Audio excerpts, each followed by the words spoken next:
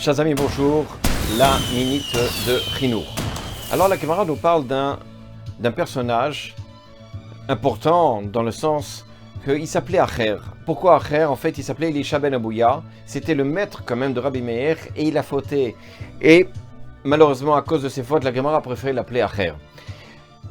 Elle raconte comme ça la Gemara qu'une fois une femme l'a vu et lui a dit « Mais c'est toi Elisha ben Abouya ?» Sous-entendu « Mais tu es quelqu'un d'extraordinaire et ton comportement ne correspond pas à ton acte. » En fait, la Gemara a dit comme ça, qu'est-ce qui s'est passé?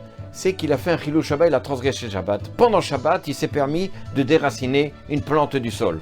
Alors, évidemment, puisqu'il s'est permis une chose pareille, il était dans une situation de déclin psychologique, alors il s'est dit, finalement, je peux tout faire. Et c'est comme ça que malheureusement, il est devenu Acher.